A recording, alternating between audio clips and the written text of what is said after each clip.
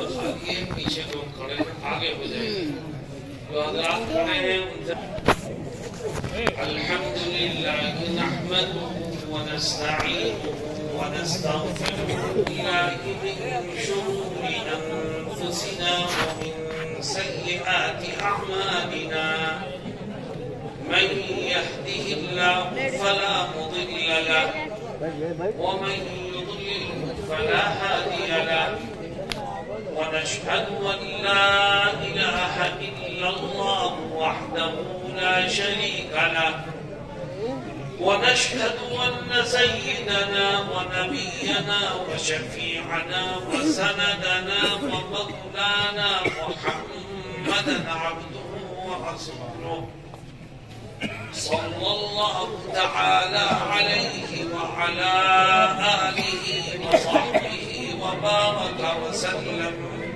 بسم الله الرحمن الرحيم كل نفس ذائقة الموت وإنما توفون أجوركم يوم القيامة فمن زحزح عن النار وأدخل الجنة فقد فاز وما الحياة الدنيا إلا متاع صدق الله مولانا العظيم وجماعت علماء الكرام معزز حاضرین اور نوجوان ساتھیوں، میرا اس سے پہلے بھی آنا ہوا اور کئی مرتبہ آنا ہوا. میں نے ہر مرتبہ یہاں کے لوگوں میں پیار اور محبت کو پایا، جوش اور جذبات پائے. اللہ رب العزت ہمارے اس تعلق کو آخری دم تک باقی رکھے. میرے دوستوں اور ساتھیوں،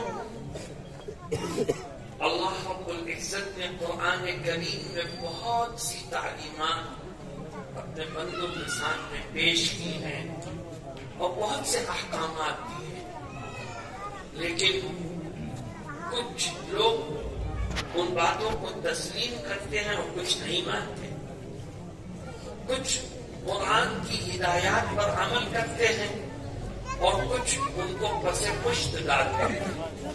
لیکن اللہ رب العزت نے قرآن کریم میں ایک ایسی بات ارشاد فرمائی ہے جس کو دنیا کی ہر قوم تسلیم کرتی ہے، چاہے اللہ کو مانے یا نہ مانے. قرآن کو اللہ کی کتاب تسلیم کرے یا نہ کرے، مگر ایک بات قرآن میں ایسی ہے جس کو ہر انسان ماننے پر مجبور ہے، چاہے مسلمان چاہے غیر. عزت فرماتا ہے کہ جو اس دنیا میں آیا ہے اس کو ایک نہ ایک دن موت کا مزہ چکھنا ہے. کوئی نہ ہمیشہ باہر نہ رہے گا. ایک دن انسان مرے گا، ایک دن قبر میں جائے گا، ایک دن ہم میں سے ہر ایک کے جنازے اٹھیں گے. اللہ فرماتا ہے کل نفس ذائقۃ الموت، ہر انسان کو موت کا مزہ چکھنا ہی پڑے گا. کیا کوئی موت سے بچ سکتا ہے؟ کیا مالدار اپنے مال کے بلبوتے پر موت سے بچ سکتا ہے؟ کیا طاقتور اپنے طاقت کے بلبوتے پر موت سے بچ سکتا ہے؟ کیا حکمراں اور اقتدار میں بیٹھا ہوا شخص اپنی حکومت کی طاقت اور قوت کی بنیاد پر موت سے بچ سکتا ہے؟ یاد رکھو، موت مرد کو نہیں دیکھتی، موت عورت کو نہیں دیکھتی، موت عالم کو نہیں دیکھتی، موت جاہل کو نہیں دیکھتی، موت غریب اور مالدار میں فرق نہیں کرتی. موت کا تو ایک ہی فلسفہ ہے، وہ کیا ہے؟ اللہ فرماتا ہے اذا جاء اجلهم لا يستأخرون ساعة ولا يستقدمون. کہ موت کا ایک ہی فلسفہ ہے کہ جب اس کا ٹائم آ جائے گا تو کسی کو ایک لمحے کی فرصت نہیں ملے. کوئی آواز ہلکی کرو، آواز کم کرو. جب وقت آ جائے گا تو ایک لمحے کی فرصت نہیں ملے گی. اللہ رب العزت قرآن کریم کی ایک آیت میں کیا کہتا ہے؟ فرماتا ہے اینما تکونوا یدرککم الموت ولو کنتم فی بروج مشیدہ. اللہ کہتا ہے کہ تم نے ایک مضبوط قلعہ بنایا اور تم موت سے بچنے کے لیے اس قلعے میں جا کے بیٹھ گئے. تم نے اس کے سارے دروازے کھڑکیاں بند کر دی تاکہ کسی طرح سے موت سے بچ سکے. اللہ فرماتا ہے کہ جب موت کا وقت آئے گا تو اس قلعے کی مضبوط دیواریں تیری حفاظت نہیں کر سکتی، اس کے بند دروازے تجھے نہیں بچا سکتے. کسی کو ایک لمحے کی فرصت نہیں. میرے دوستوں اور ساتھیوں، موت تو آنی ہی ہے، ایک دن دنیا سے جانا ہے. میں مراد آباد سے چلا اور میرا صرف 2 دن کا سفر. مئو آیا، اعظم گڑھ جاؤں گا، یہاں پہ دلی واپس ہو کر کے ایک اور جگہ جا کے مراد آباد پہنچا. 2 یا 3 دن کا سفر ہے، مگر اس 2 یا 3 دن کے سفر میں بھی میرے ساتھ ایک بیگ ہے، سامان سفر میرے ساتھ، تاکہ 2 دن کے سفر میں مجھے کوئی تکلیف نہ.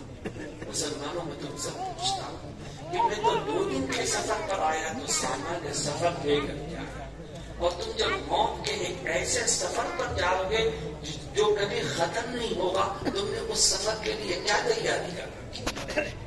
کون سا سامان ہے سفر تمہارے ساتھ؟ کیا لے کے جاؤ گے خدا کو؟ میرے دوستوں اور ساتھیوں، حضرت محمد مصطفیٰ صلی اللہ علیہ وسلم ایک حدیث شریف میں کیا فرماتے ہیں؟ میرے دل کے کچھ درد ہیں، وہ میں آپ کے سامنے رکھوں گا اور میں یہ چاہوں گا کہ جو درد حضرت محمد مصطفیٰ صلی اللہ علیہ وسلم کیا فرماتے ہیں؟ فرماتے ہیں جب انسان مرتا ہے تو 3 چیزوں کو چھوڑتا ہے. فرماتے ہیں جب وہ مرتا ہے تو مال و دولت کو چھوڑتا ہے. نمبر 2 رشتہ داروں کو چھوڑتا ہے. نمبر 3 اپنے اعمال کو چھوڑتا ہے. غور کرو کہ قبر میں اس کے ساتھ کون جائے گا؟ میرے دوستوں اور ساتھیوں، نبی کریم صلی اللہ علیہ وسلم فرماتے ہیں کہ تیرے جسم سے جان نکل گئی، تیری موت ہو گئی، تو کروڑ پتی ہے، تو لکھ پتی ہے، تیرے پاس کئی دکانیں ہیں، بینک بیلنس کا مالک ہے، تیری جان نکلی ہے، تیرے پاس اس وقت مال بھی ہے، رشتہ دار بھی ہیں، اور تیرے اپنے کرتوت اور اعمال بھی ہیں. فرماتے ہیں مرنے کے بعد جیسے ہی تیرے رشتہ دار تجھے غسل دے کر کفن کی 2 چادروں میں لپیٹ کر تیری میت کو گھر سے باہر نکالیں گے تو سمجھ لیں کہ تیرے مال و دولت نے تو یہی تیرا ساتھ چھوڑ. تیرے کفن میں روپے کی گڈیاں نہیں جائیں گی، تیرے کفن میں الماری کی چابیاں نہیں جائیں گی، تیرے کفن میں پین کی کاپیاں نہیں جائیں گے. ہر چیز تھری کی تھری ہے، تجھے صرف 2 چادروں میں لپیٹ کر گھر سے باہر نکال دیا جائے. میرے دوستوں اور ساتھیوں، مال و دولت میں یہی ساتھ چھوڑ دیا. کوئی چیز انسان کے ساتھ نہیں جاتی. انسان جب اپنی ماں کے پیٹ سے آتا ہے تو خالی ہاتھ، اور جب دنیا سے جاتا ہے تو خالی ہاتھ. آپ نے نام سنا ہوگا ایک شخص کا جس نے ساری دنیا پر حکومت کی. چند لوگوں نے کی، اس میں ایک نام سکندر اعظم کا بھی آتا. ساری دنیا پر حکومت تھی اس کی. اس کی موت کا وقت آیا تو اس نے اپنے وزیر کو بلایا اور کہنے لگا جب میں مر جاؤں اور مجھے کفن میں لپیٹنے لگو تو میرے دونوں ہاتھ کفن سے باہر لٹکا دے. اس نے کہا جائے پناہ جو حکم ہے اس پر عمل کیا جائے، مگر یہ تو بتا دیجئے کہ اپنے ہاتھوں کو کفن سے باہر کیوں نکلوانا چاہتے؟ تو وہ کیا جواب دیتا ہے؟ وہ کہتا ہے میں یہ اس لیے چاہتا ہوں کہ دنیا والوں کو یہ پیغام دے سکوں کہ ساری دنیا پر حکومت کرنے والا شخص بھی جب اس دنیا سے جا رہا ہے تو اس کے بھی دونوں ہاتھ خالی ہیں، نہ سیدھے ہاتھ میں کچھ ہے نہ الٹے ہاتھ میں کچھ ہے۔ میرے دوستوں، کسی کے ساتھ کوئی چیز نہیں چاہیے۔ اور ایک بات یاد رکھو، انسان کے جسم سے جب جان نکلتی ہے تو یہ کھیل نہیں ہے جان کا نکلنا، یہ بہت زندگی کا سب انسان کے جسم سے جان کا نکلنا۔ جناب رسول اللہ صلی اللہ علیہ وسلم سے دعائیں منقول ہیں، آپ فرماتے ہیں اللہم اعنی علی سکرات الموت، اللہم اعنی علی غمرات الموت، اے اللہ موت کے وقت کی تکلیف میں تو میری مدد فرما۔ یہ مدد کون مانگ رہا ہے؟ سید الانبیاء والمرسلین، محبوب رب العالمین حضرت محمد مصطفیٰ صلی اللہ علیہ وسلم۔ معلوم یہ ہوا کہ موت کوئی کھیل نہیں ہے، انسان شدید ترین تکلیف سے دوچار ہوتا ہے۔ اور یاد رکھو، جب جسم سے جان نکلتی ہے تو اس وقت کوئی ہمارے کام نہیں آتا۔ کیا ہم مرنے والے کی کوئی مدد کر سکتے ہیں؟ بولو بھائی، کوئی کسی کے کام نہیں۔ حضرت نبی کریم علیہ السلام فرماتے ہیں کہ مرنے والے کی دو قسمیں ہیں، مجھ کو سمجھتے چلو۔ فرماتے ہیں مرنے والے کا یا تو حسن خاتمہ ہوگا یا سوء خاتمہ ہوگا، یا تو اچھی موت مرے گا یا بری موت مرے گا۔ حسن خاتمہ کی تفسیر آپ بیان کرتے ہیں حدیث شریف۔ فرماتے ہیں جو اچھی موت مرتا ہے، اللہ رب العزت مرنے سے پہلے بالکل قریب المرگ جب ہوتا ہے انسان، اگر وہ نیک ہے اور اس کا حسن خاتمہ ہونا ہے تو اللہ سفید رنگ اور نورانی چہرے والے فرشتے اس کے پاس آ کے بیٹھ جاتے ہیں، اور ملک الموت اس کے سرحانے بیٹھ کر اس کی پیشانی پر ہاتھ کے اور ایک منظر سناتے ہیں۔ وہ عجیب و غریب منظر ہے۔ اور سوچو کہ موت کا وقت ہے، کوئی کسی کے کام نہیں آ رہا، اس وقت ملک الموت آ کے ایک لوری سناتے ہیں۔ دیکھو، ماں بھی لوری سناتی ہے تاکہ بچہ سو جائے، ملک الموت بھی لوری سنائے گا تاکہ تو موت کی نیند سو جائے، لیکن دونوں کی لوری میں تھوڑا سا فرق ہے۔ جس کا حسن خاتمہ ہوتا ہے اس کی پیشانی پر ہاتھ پھیرتے ہیں ملک الموت اور کہتے ہیں اخرجی حمیدۃ وابشری بروح وریحان ورب غیر غضبان۔ اے روح، تو بڑی قابل تعریف روح ہے، نکل، تجھے خوشخبری ہو جنت کی، وہاں کی نعمتوں کی، وہاں کی راحتوں کی، چل تو اپنے اس رب کی طرف چل تو جو تجھ سے راضی ہے، کبھی ناراض نہیں ہوتا۔ یہ خوشخبری سناتا رہتا ہے ملک الموت، بار بار اس کی پیشانی پر ہاتھ پھیرتے رہتا ہے، تو بڑی قابل تعریف ہے، تیرے لیے جنت کی نعمتیں، وہاں کی راحتیں ہیں، چل اس رب کی طرف چل جو تجھ سے راضی ہے اور کبھی ناراض نہیں۔ روح وہ مرنے والا اس لوری کو سنتا ہے، سنتے سنتے اس کی روح جسم سے اتنی آسانی سے نکل آتی ہے جیسے مشکیزے سے پانی کا کوئی قطرہ نکل آئے۔ یہ ہے حسن خاتمہ۔ اور سوء خاتمہ کیا ہوتا ہے؟ بری موت۔ فرماتے ہیں نبی کریم صلی اللہ علیہ وسلم کہ جب کسی گناہگار کی موت کا وقت آتا ہے تو تا حد نگاہ سیاہ رنگ کے ڈراؤنی شکل کے فرشتے آ کے بیٹھ جاتے ہیں اور ملک الموت اس کے سرانے بیٹھ کر اسے یہ پوری خبر سناتے ہیں اخرجی ذمیمۃ، تو بڑی خراب اور ذلیل روح ہے، نکل اور چل، تیرے لیے گرم پانی کا عذاب ہے، تیرے لیے مواد اور پیپ کا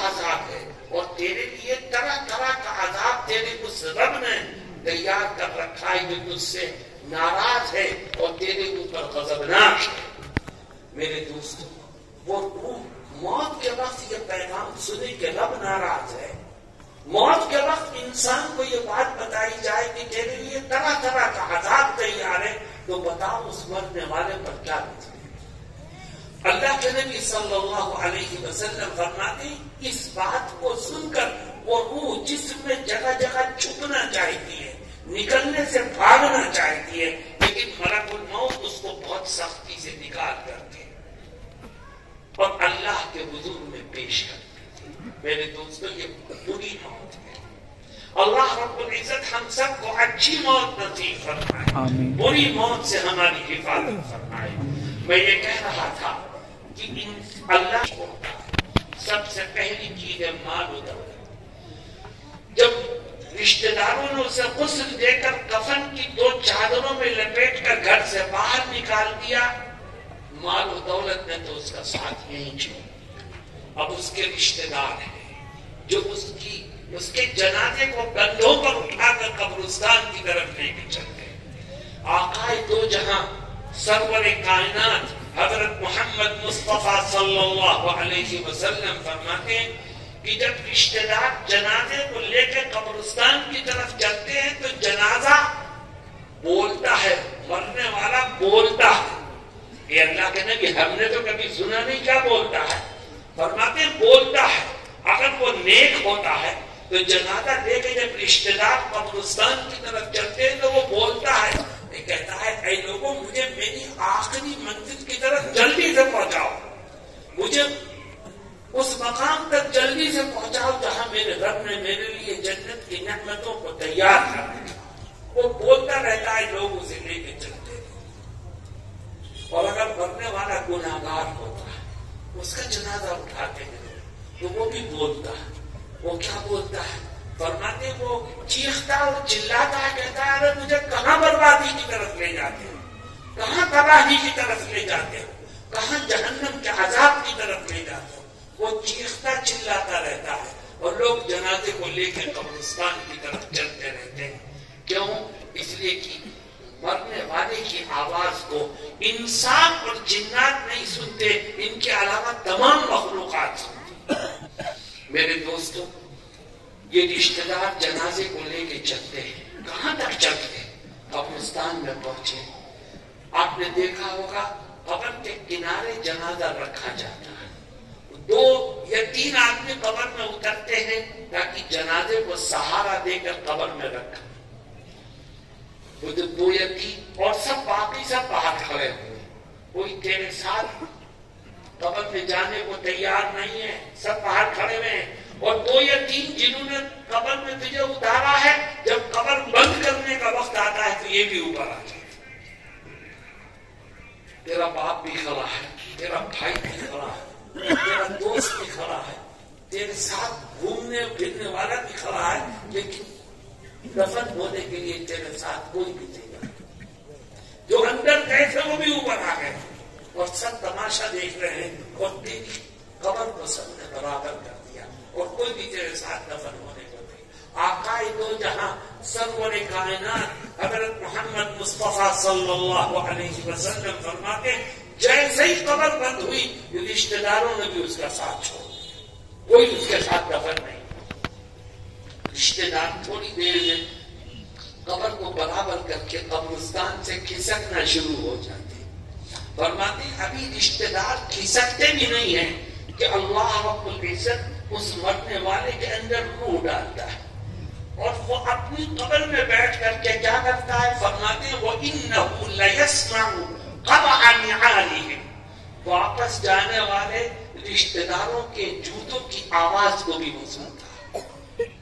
سوچو اس کے دل پہ کیا گزرتی ہو کہ سب مجھے اس کال کوٹلی میں تنہا چھوڑنا چاہیے۔ فرماتے ہیں یہ رشتہ دار باہر نکلتے ہیں، ابھی یہ گھر تک بھی نہیں پہنچتے کہ اس کی قبر کا ایک حصہ پھٹے گا۔ اگر وہ نیک ہے مرنے والا تو اس کی قبر کا بھی ایک کونا پھٹے گا اور قبر میں ایک بہت حسین و جمیل انسان داخل۔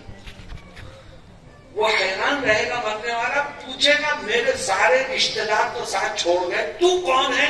اتنا حسین انسان تو میں نے آج تک نہیں دیکھا، تو ہے کون؟ میری قبر میں کیسے آیا؟ وہ کہے گا انا عملک الصالح، کہے گا میں کوئی اور نہیں ہوں، دنیا میں جو تو نے نیکیاں کی تھی، اچھائیاں کی تھی، نیک اعمال کیے تھے، خدا نے تیری نیکیوں کو میری شکل میں بنا کر تیرے ساتھ رکھ دیا، اب ہر موقع پر میں تیری مدد کروں گا کہ اللہ رب العزت اس کی قبر کو جنت کے باغ میں تبدیل کر دیا اور تا حد نگاہ کشادہ فرما دیا۔ دوستوں آقا فرماتے ہیں صلی اللہ علیہ وسلم کہ اگر مرنے والا گناہگار ہے تو اس کی قبر کا بھی ایک حصہ پھٹے گا اور اس میں ایک بہت بدشکل ڈراؤنی صورت کا انسان داخل، وہ شخص اس کو دیکھ کر تھر تھر کانپنے لگے گا، کہے گا رشتے دار میرے ساتھ چھوڑ گئے، تو میری قبر میں آ گیا، تو ہے کون؟ میں نے تجھ جیسا بدصورت انسان آج تک نہیں دیکھا۔ تو وہ آنے والا کیا جواب دے گا؟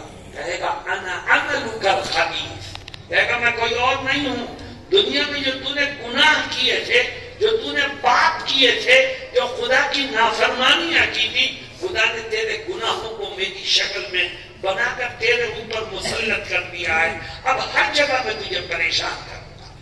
میرے دوستو غور کرو، انسان کے ساتھ اس کی قبر میں کون سی چیز گئی؟ مال و دولت گئی؟ رشتہ دار اور دوست احباب گئے؟ نہیں، انسان کے ساتھ قبر میں کیا چیز گئی؟ اس کے اعمال گئے۔ اچھے اعمال ہوں گے تو اچھے انسان کی شکل میں پہنچیں گے، برے اعمال ہوں گے تو برے انسان کی شکل میں پہنچیں گے۔ اللہ کے نبی صلی اللہ علیہ وسلم فرماتے ہیں پھر یہ گناہگار کی قبر کے دونوں دیواریں سمٹنا شروع ہوں۔ دیکھو، نیک آدمی کی قبر کو کشادہ کر کے جنت کے باغ میں تبدیل کر دیا گیا، اس گناہگار کی قبر کے دونوں کنارے، دونوں دیواریں سمٹنا شروع ہوگی، تنگ ہوتے ہوتے ہوتے ہوتے اس کی قبر اتنی تنگ ہو جائے گی کہ اس کی دونوں طرف کی پسلیاں ایک دوسرے میں اس طرح گھس جائیں۔ بتاؤ انسان بھاگ کے جائے گا تو کہاں جائے گا؟ میرے دوستو، میں نے جو کچھ سنایا تمہیں کوئی قصہ کہانی نہیں ہے، ایک ایک بات وہ ہے جو جناب رسول اللہ صلی اللہ علیہ وسلم نے بیان کرنا اور ہم میں سے ہر ایک کو ان کا سامنا کرنا۔ میں آپ سے ایک سوال کرتا ہوں، میرے سوال کا زور سے جواب دینا، تمہاری زبان سے جو نکلے گا تمہارا رب سمجھے۔ میرے دوستو یہ بتاؤ کہ تم اچھی موت مرنا چاہتے ہو کہ بری موت؟ دوسرا سوال یہ بتاؤ تم قبر میں اچھا ساتھی چاہتے ہو کہ برا ساتھی؟ تیسرا سوال تم اپنی قبر کو جنت کے باغ میں تبدیل کرنا چاہتے ہو کہ جہنم کے گڑھے میں؟ میرے دوستو، ہم میں سے ہر ایک کی یہ خواہش ہے کہ اللہ مجھے اچھی موت عطا فرمائے، قبر میں مجھے اچھا ساتھی نصیب فرمائے، میری قبر کو جنت کا باغ بنا دے۔ لیکن دوستوں اور ساتھیوں، یہ چیزیں صرف خواہش اور تمنا کرنے سے نہیں ملے گی۔ اگر آپ اس کے خواہش مند ہو اور یہ چاہتے ہو کہ حسن خاتمہ نصیب ہو، قبر میں اچھا ساتھی ملے، قبر جنت کے باغ میں تبدیل ہو، تو دنیا کی زندگی میں کچھ کرنا پڑے گا۔ بتاؤ کرنے کے لیے تیار ہو؟ بہت کام نہیں، صرف 4 کام ہیں۔ جس نے یہ 4 کام دنیا کی زندگی میں کیے، میں اسے یقین دلاتا ہوں اللہ اس کو حسن خاتمہ نصیب فرمائے، اللہ رب العزت اس کو قبر میں اچھا ساتھی نصیب فرمائے، اس کی قبر کو جنت کا باغ بنا دے۔ میرے دوستوں، وہ 4 کام ہیں کیا؟ میں ایک ایک کر کے ذکر کروں گا، مگر میری شرط یہ ہے کہ یہ عہد کرو کہ ہم ان 4 کاموں کو سن کر کے ان پر عمل کریں گے۔ میرے دوستوں، آپ نے سنا ہوگا نماز کے بارے میں، روزے کے بارے میں، حج کے بارے میں، زکوٰۃ کے بارے میں۔ یہ 4 چیزیں تو فرض ہیں۔ ایک مسلمان فرض کو ادا کیے بغیر پکا سچا مسلمان رہ ہی نہیں سکتا۔ میں ان 4 چیزوں کا کوئی بحث نہیں کروں گا، یہ تو فرض ہے، ان کا کرنا تو لازم اور ضروری ہے۔